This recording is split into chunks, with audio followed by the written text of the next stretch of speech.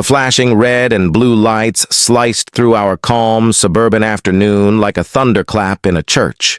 On my phone's security feed, I watched two officers burst through Willowbrook Estate's front gate, faces tight with purpose.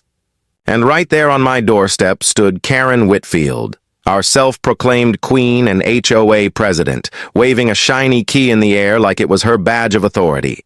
Her face was crimson, twisted with fury, as she screamed at my locked door, completely unaware that my 12-year-old son Leo was inside, quietly recording everything on his phone. What Karen didn't realize was that in just a few minutes, she'd be the one answering questions, not asking them. This is how an entitled HOA president learned the hard way that not every door opens just because she demands it, and that calling the cops can sometimes backfire spectacularly. My name's Marcus Chen. I'm a single father and a software engineer. 3 months ago, Leo and I moved into Willowbrook Estates, a gated community that I thought would be peaceful, modern, and safe. The lawns were perfect, the schools had great ratings, and the HOA rules seemed reasonable on paper. What I didn't expect was Karen Whitfield, the woman who treated her HOA title like she was the mayor, sheriff, and supreme judge of the neighborhood all rolled into one. From day one, she made it clear she didn't approve of what she called unsupervised children. The first time she saw Leo walking home alone from the bus stop, she cornered me in the driveway like she was doing me a favor. With that sugary tone that barely hid the insult, she said maybe I should consider after-school care because, according to her, single parents often struggle with proper supervision.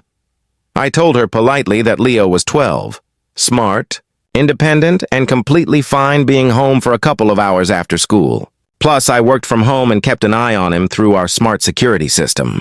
That should have been the end of it. But Karen wasn't the type to back down when told no.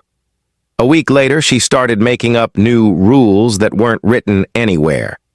She claimed the HOA bylaws prohibited children under 16 from being left alone at home. When I asked to see those bylaws, she told me they were being updated and I'd get a copy soon. That copy, of course, never came.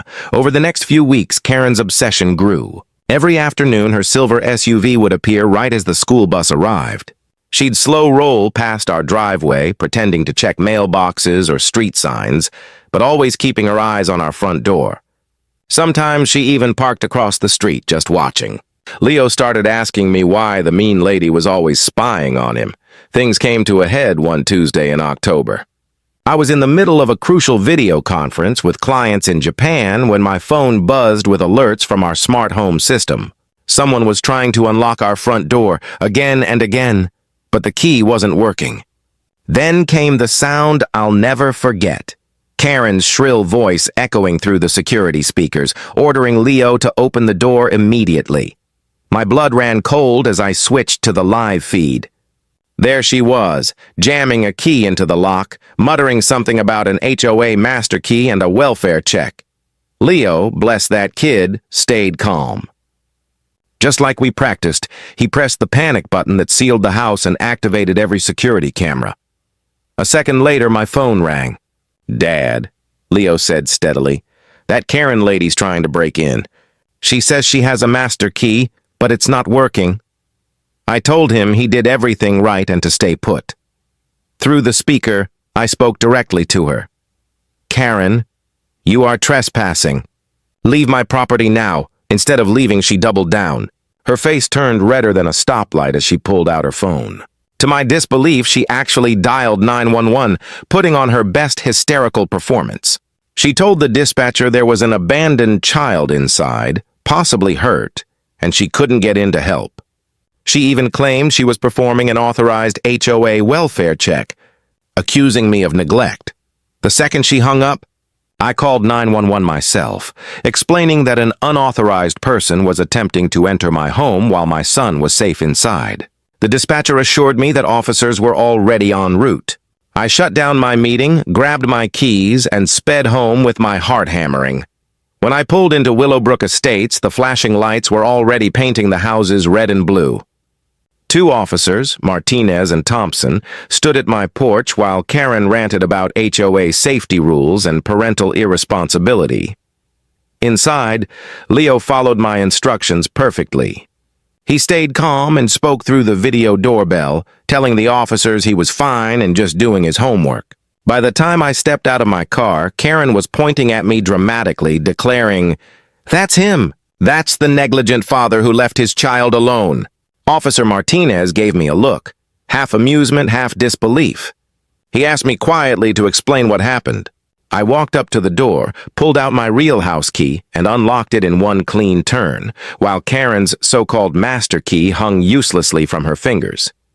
Leo was at the kitchen table when I walked in, his math homework still neatly spread out like nothing had happened. For a 12-year-old who'd just been through an attempted break-in, he looked astonishingly calm. The officers checked on him first, confirming he was unharmed, had food and water, and could reach me at any time. Then I turned on the living room TV and pulled up the security footage. The room went quiet as the video played.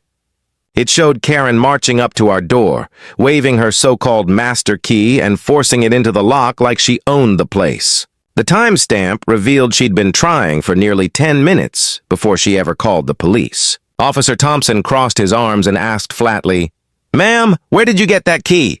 Karen's confident smile flickered. She stammered something about HOA emergency protocols and authorized access for safety.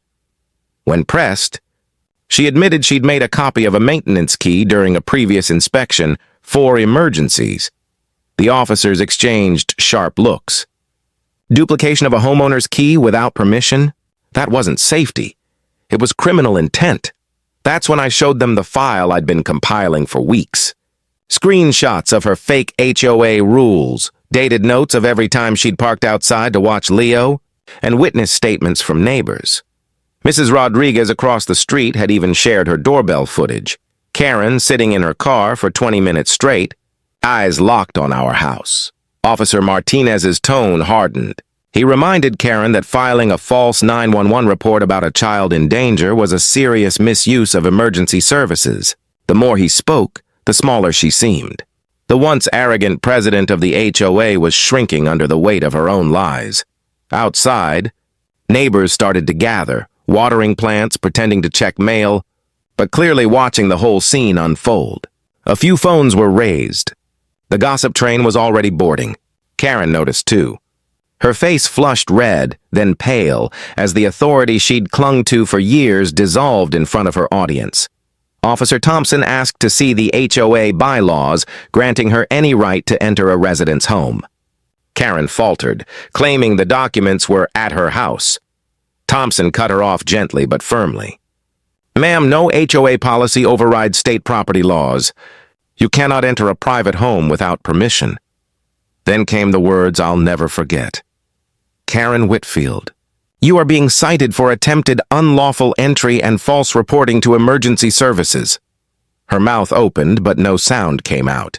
She sputtered about her leadership duties and neighborhood safety. But the officers were unmoved. As they wrote up the citations, I calmly informed them that I'd be pressing charges and my attorney would follow up. The mention of an attorney drained the last color from her face. The next HOA meeting was legendary. Word had spread faster than wildfire. Half the neighborhood showed up, many who hadn't attended in years. The air buzzed with anticipation.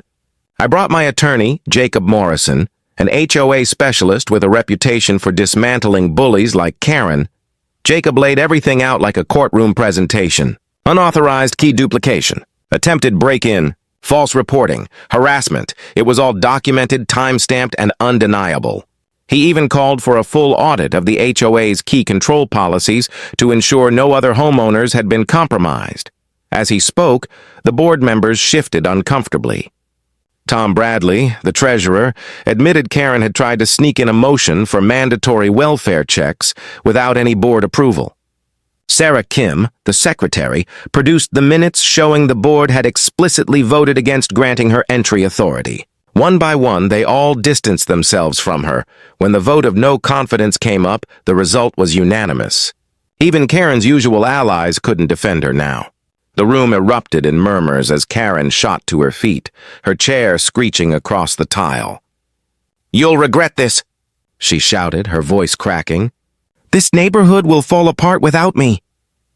Then she stormed out, heels striking the floor like a retreating drumbeat. But the consequences didn't stop there. The false reporting charge carried a $5,000 fine. The unlawful entry charge, amplified by the fact she had premeditated the act by duplicating a key, became a misdemeanor. Her precious real estate license, which she'd bragged about constantly, was suspended pending review. When our civil case went to court, the judge didn't mince words.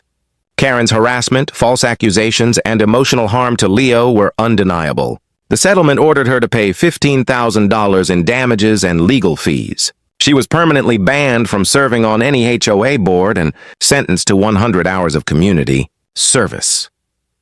The final blow came with the restraining order. She was forbidden from coming within 100 feet of our home. I'll never forget the expression on her face when the judge read that verdict. The same woman who once strutted around our neighborhood barking orders now stood trembling in designer heels, tears streaking her makeup as the bailiff explained her probation terms. Karen Whitfield had spent years trying to control others.